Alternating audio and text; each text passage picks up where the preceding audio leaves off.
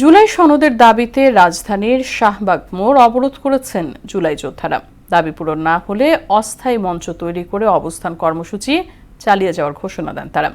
এদিকে আইনজীবীরা বলছেন, ভবিষ্যতে যাতে ফ্যাসিস্ট মাথাচাড়া দিতে না পারে সেজন্য জুলাই সনদ জরুরি।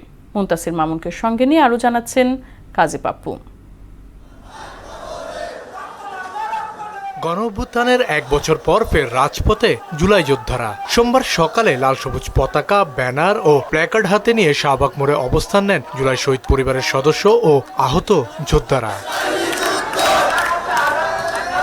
জুলাই ঘোষণাপত্র ও সনদ দ্রুত চূড়ান্ত করা সহ স্থায়ী বিধানে যুক্ত করার দাবি আন্দোলনকারীদের। এছাড়া জুলাই শহীদ ও জুলাই যোদ্ধাদের স্বীকৃতি, আইনি সুরক্ষা, বিভিন্ন ভাতা প্রদান সহ আরো কিছু দাবি জানান তারা। আমাদের জুলাই সনদ দিতে হবে, একটাই আমাদের দাবি। এক হচ্ছে জুলাই সনদ আমাদেরকে দিতে হবে, 2 হচ্ছে আমাদের জুলাই ঘোষণাপত্র দিতে হবে, 3 হচ্ছে আমাদেরও হচ্ছে যে জাতীয় কাউন্সিলিং কার্যক্রম লিপিবদ্ধ করতে হবে। জুলাই যোদ্ধা সংসদ নামে একটি প্ল্যাটফর্মের উদ্যোগে আয়োজিত এই কর্মসূচি চালিয়ে যাওয়ার ঘোষণা দিয়েছেন আন্দোলনকারীরা। ন্যায্য দাবি আদায় না হবে আমরা কর্মসূচি চালিয়ে যাব। যে পর্যন্ত আমাদের দাবি না মানবে আমরা এই শাহবাগ থেকে যাব না। আশ্বাস দিয়ে আমাদের দাবি পূরণ করেনি, সেই সুবাদে আমরা আজকে এই 31 তারিখে মানববন্ধন করছি আমাদের দাবি আদায়ের জন্য। অবরোধের কারণে শাহবাগ মোড় ও এর আশেপাশের সব সড়কে যানজটের সৃষ্টি হয়। এতে তীব্র ভোগান্তিতে পড়েন যাত্রীরা।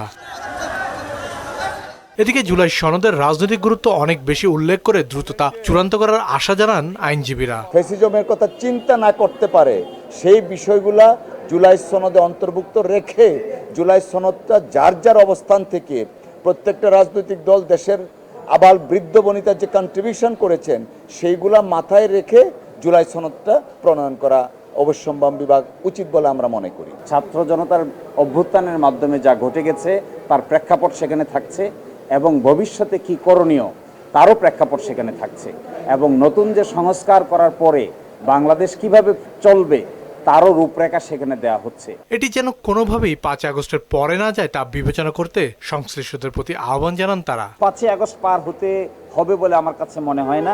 কাজী পাপ্পু, মোহনা সংবাদ, ঢাকা। আজকে 12